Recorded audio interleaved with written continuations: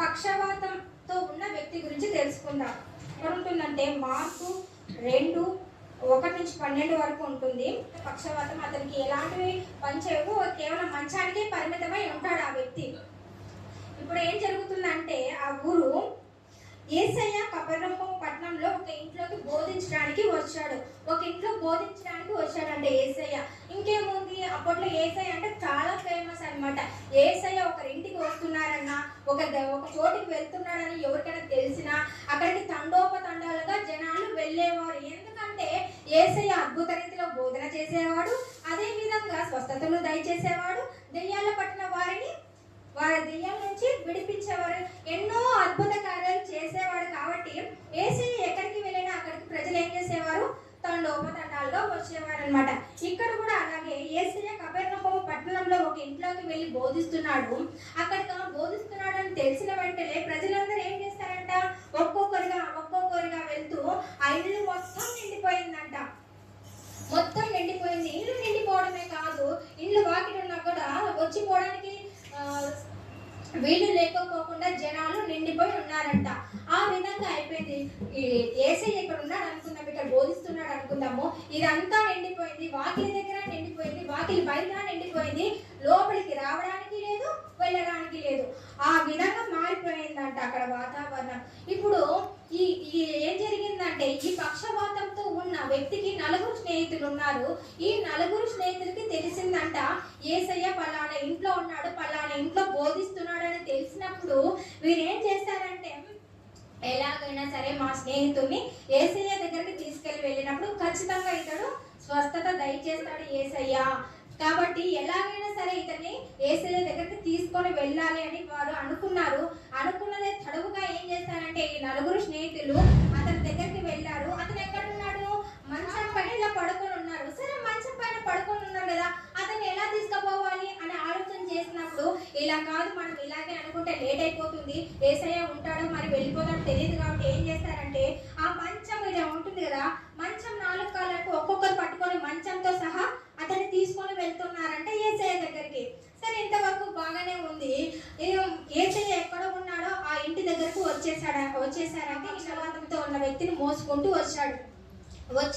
ఇదే అనుకుందాము, ఇల్లు యేసయ్య ఉండే ఇల్లు ఇదే అనుకుందాము. అక్కడ దాకా వచ్చిన వాళ్ళకి కొంచెం నిరాశ ఎదురైంది.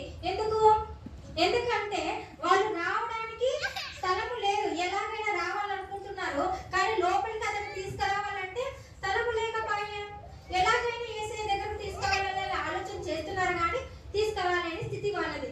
కానీ వాళ్ళైతే వెనకడుగు వెయ్యలేదు. ఎలాగైనా సరే ఇతన్ని మా స్నేహితుని ఎలాగైనా సరే యేసయ్య దగ్గరకు తీసుకొని వెళ్ళాలి, అక్కడ ఇతనికి స్వస్థత దయచేయాలి అనేసి వారు తీర్మానం చేసుకున్నారు.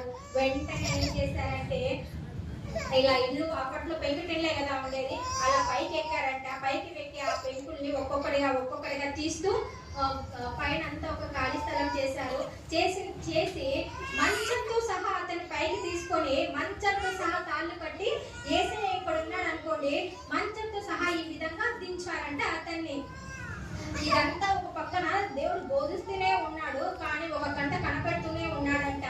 వారిని ఏం చేస్తున్నారు అని ఒక కంట కనపెడుతున్నానే ఉన్నాడంట యేసయ్య.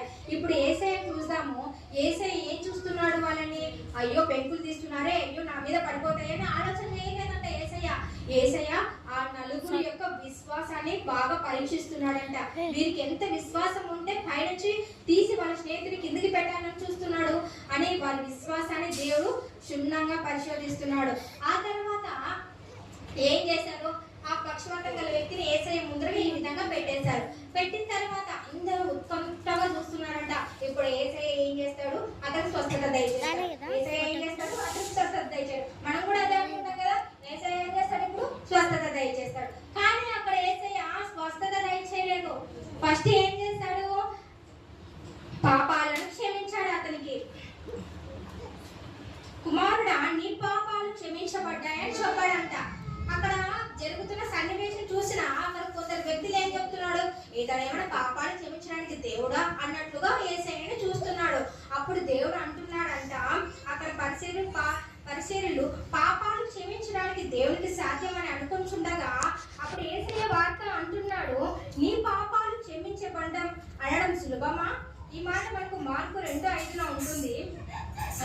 పాపాలు క్షమించబడ్డాయి అని చెప్పడం సులభమా, నీవు లేచి నడవమండం అని చెప్పడం సులభమా అని చెప్పి వెంటనే ఏం చేస్తాడంటే యేసయ్య ఆ మనిషిని చూసి లేచి నీ మంచం తీసుకొని ఇంటికి వెళ్ళు అంటే ఏం చెప్పాడు అక్కడ? వెంటనే స్వస్థత ఇచ్చేశాడు దేవుడు. ఏం చేశాడు?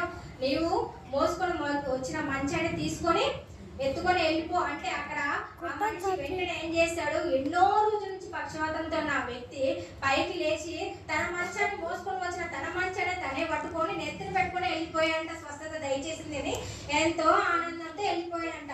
ఇక కొన్ని మాటలు చూస్తాము మనము. ఏం నేర్చుకుందామంటే ముందుగా యేసయ్య శరీర స్వస్థత కంటే ఆత్మక్షమ ముఖ్యమని చూపించాడు. అంతేకాక ఆ నలుగురు వ్యక్తుల విశ్వాసం వల్లే అద్భుతం జరిగింది. ఇంకొకటి ఏంటంటే పాపులను క్షమించే అధికారము, రోగాలను నయం చేసే శక్తి, సంపూర్ణ అధికారము యేసయ్యకే మాత్రమే ఉందని ఇక్కడ యేసయ్య చెప్తున్నాడు. అలాగే మంచం మంచం మీద వచ్చిన వాడు చివరికి ఏమయ్యాడు? మంచం ఎత్తుకొని వెళ్ళిపోయాడు.